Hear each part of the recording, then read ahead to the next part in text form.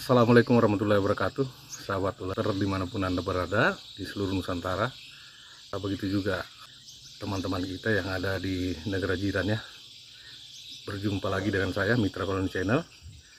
Nah, pada kesempatan video kali ini saya akan membuat satu video berdasarkan request daripada salah satu teman kita di Kalsel kalau tidak salah ya. Tidak perlu saya sebut namanya. Dia meminta request video tentang apa untungnya penggunaan sekat lar dengan sekat gantung. Nah, seperti itu pertanyaan sahabat peleter. Nah, pada video ini saya akan sedikit memberikan pencerahan tentang fungsi daripada sekat pada sebuah rumah walet ya. Jadi bukan tentang keuntungan menggunakan sekat lar dan keuntungan menggunakan sekat gantung. Akan tetapi terbentuknya sekat lar itu dipengaruhi oleh ruangan. Begitu juga terbentuknya daripada sekat gantung. Adanya sekat gantung itu dipengaruhi oleh faktor ruangan sahabat uleter. Oke, sebelum saya lanjut ke pembahasan, terlebih dahulu buat teman-teman yang baru saja menemukan daripada channel ini, silakan subscribe dulu. Karena dengan mensubscribe channel ini sudah tentu akan memberikan penyemangat buat saya untuk selalu membuat konten-konten yang bermanfaat buat teman-teman petani walet. Dan jangan lupa tekan loncengnya agar di setiap video saya terbaru akan mendapatkan notifikasi pada beranda YouTube teman-teman semua. Oke, kita akan mulai. Jadi pertanyaan teman tadi menanyakan tentang apa keuntungan menggunakan sekat gantung dan sekat lar. Sahabat ulater perlu ketahui bahwa terbentuknya suatu lar itu bukan persoalan keuntungan ya. Akan tetapi kita membuat sekat lar itu karena kebutuhan ruangan terkait dengan pencahayaan dan begitu juga dengan sirkulasi udara yang masuk. Nah, seperti itu. Jadi bukan soal untung ruginya kita membuat itu sahabat ulater. Nah, termasuk juga dengan sekat gantung. Nah, kita sering melihat bahwa di berbagai rumah walet ya, itu sudah pasti menggunakan sekat lar, terutama di lantai atas dan selanjutnya ke bawah, dan yang paling di bawah biasanya digunakan sekat gantung. Kenapa kita harus lakukan itu? Karena itu kebutuhan untuk RBW itu ya, terkait dengan pencahayaannya, terus sirkulasi udara yang masuk. Dan tidak semua RBW itu menggunakan sekat, termasuk sekat gantung dan sekat lar itu. Jadi tidak semua sahabat ulater. Kita bisa menyesuaikan daripada kondisi ruangan itu. Kalau kondisi ruangan itu, terutama yang ukuran-ukuran kecil dan sedang, itu saya kira tidak perlu menggunakan sekat lar atau sekat gantung. Atau pada RBW yang memang pencahayaannya sudah pas dan sirkulasinya juga sudah pas. Seperti itu. Jadi tidak perlu menggunakan sekat lar ataupun sekat gantung. Namun pada umumnya sekarang ini sudah banyak menggunakan sekat lar ya, begitu juga sekat gantung. Kalau zaman-zaman dahulu itu sekat lar itu tidak ada sahabat uleter ya, begitu juga sekat gantung. Yang ada itu sekat void, karena karakter RBW zaman dulu itu berbeda dengan sekarang. Kalau zaman dulu itu bagaimanapun bentuk daripada RBW itu tetap burung masuk, karena burung walet yang cari rumah. Namun di tengah-tengah persaingan sekarang ini itu tidak bisa dilakukan lagi, karena persaingan atau kompetisi meraih burung walet untuk masuk ke RBW sudah semakin marak sahabat uleter ya, sudah tidak terbendung lagi. Tentunya fasilitas yang ada di ruangan RBW kita harus selalu kita tingkatkan ya. Kita tidak boleh tinggal diam saja. Ketika orang menggunakan void yang langsung ke bawah, yang sering disebut itu void long, nah kita harus mengikut seperti itu. Karena kalau kita menggunakan void yang seperti halnya dengan zaman dulu, zigzag, saya kira kita ketinggalan sahabat uleter. Apalagi menggunakan void yang kecil. Nah, tapi tidak masalah. Nah, yang penting trik yang kita gunakan dalam penerapan tersebut. Apabila kita menggunakan sekat void, sudah tentu yang dimainkan adalah suara tarik dan pencahayaan. Akan tetapi kalau void itu plong ke bawah dari roofing room ke atas, apalagi sekarang ini itu roofing room itu sama besarnya dengan void. Jadi kita tidak bisa membedakan lagi sekarang yang mana yang void, yang mana roofing room, karena sudah menyatu. Yang sebenarnya void itu ukurannya lebih kecil daripada roofing room. Roofing room artinya ruangan putar burung.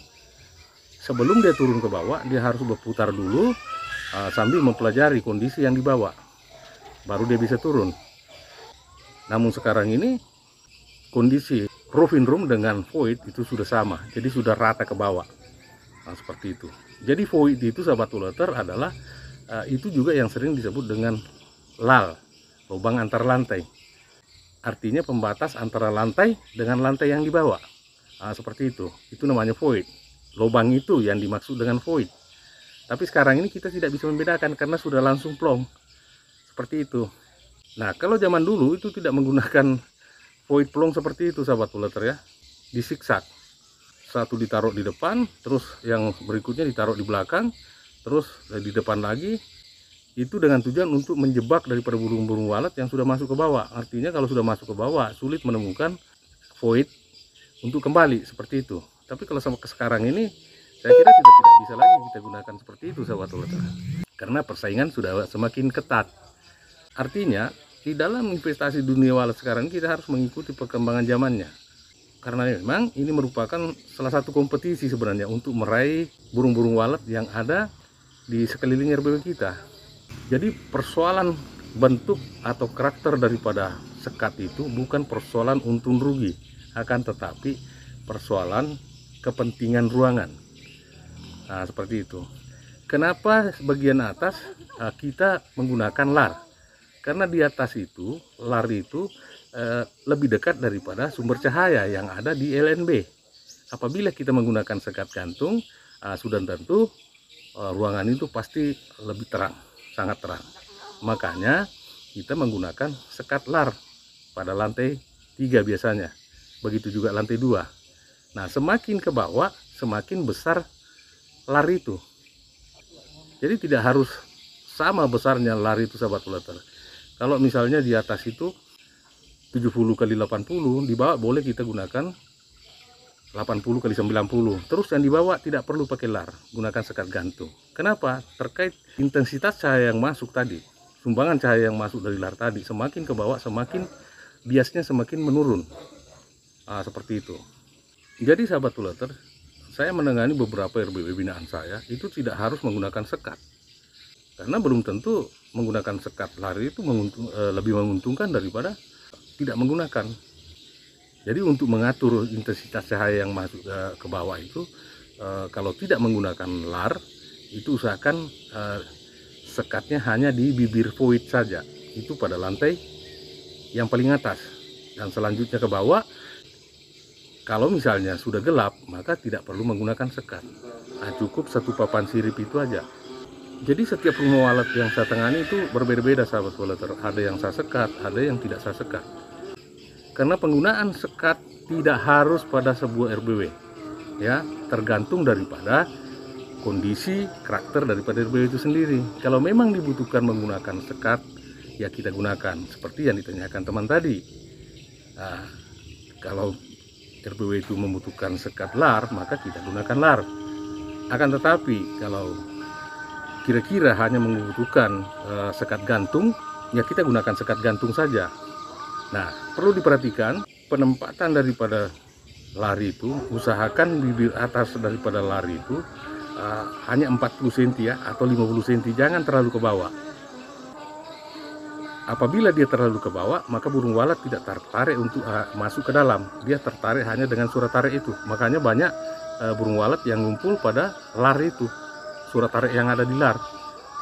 Nah, usahakan ketika burung walet berada di depan lar, dia juga sempat melihat remang-remang cahaya yang ada di dalam ruangan itu.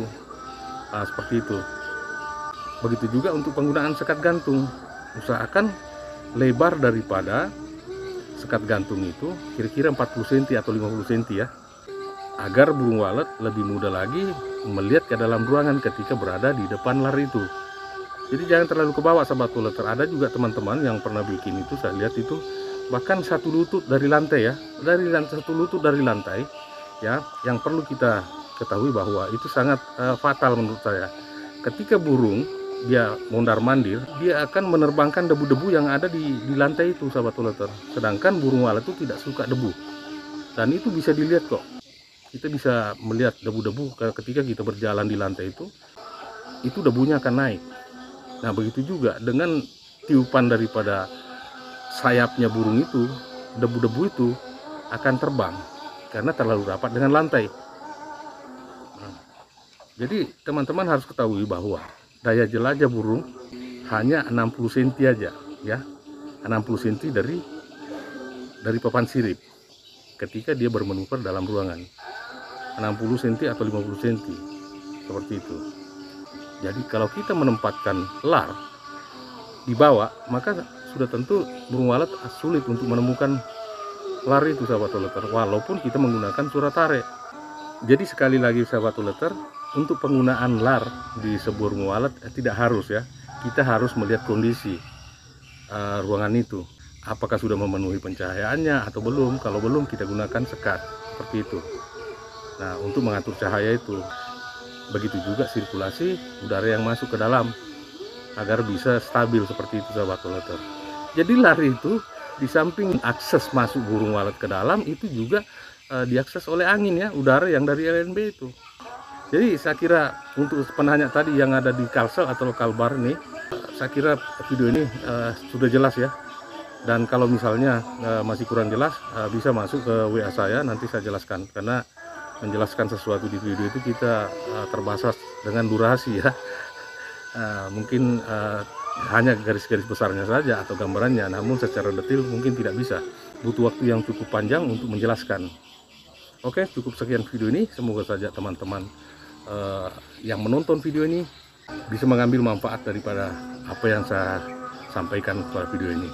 Dan akhir kata saya ucapkan salam sukses selalu. Assalamualaikum warahmatullahi wabarakatuh, dan salam sejahtera buat kita semua.